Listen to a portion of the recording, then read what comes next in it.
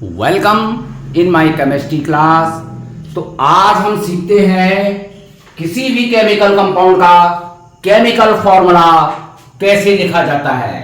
Class 9 और 10 चाहे CBSE हो, आईसीएसई हो और यूके बोर्ड हो, सभी स्टूडेंट्स के लिए फायदेमंद है। तो चलते हैं कैसे केमिकल फॉर्मूला लिखते हैं किसी भी केमिकल कंपाउंड का। देखिए यहां पे हमें फॉर्मूला लिखना है aluminium sulphate Al2 whole thrice of SO4।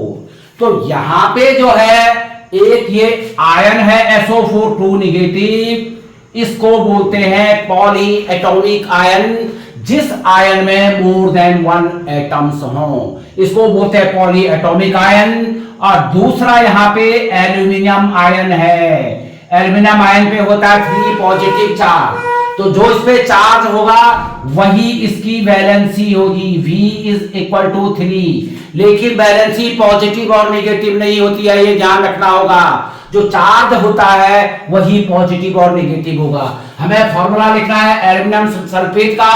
तो हम ट्रिक के साथ इस फॉर्मूले को कैसे लिखा जाता है देखिए, क्रिस क्रॉस मेथड। इधर लेफ्ट हैंड साइड में हमने एल्यूमिनियम लिख दिया, यहां लिख दिया हमने सल्फेट आयन। ये आपको याद होना चाहिए SO4 पे 2 निगेटिव चार्ज और एल्यूमिनियम का एटॉमिक नंबर होता है 13। Its electronic configuration 283। Valence shell में 3 इलेक्ट्रॉन है, तो मेटल की जो वैलेंसी होती है वैलेंस इलेक्ट्रॉन के इक्वल होती है। एल्यूमिनियम की वैलेंसी 3 और SO4 पे 2 निगेटिव चार्ज है, यही चार्ज वैलेंसी के इक्वल माना जाता है। क्रिस क्रॉस कीजिए, देखिए एरो और इनको मिला दीजिए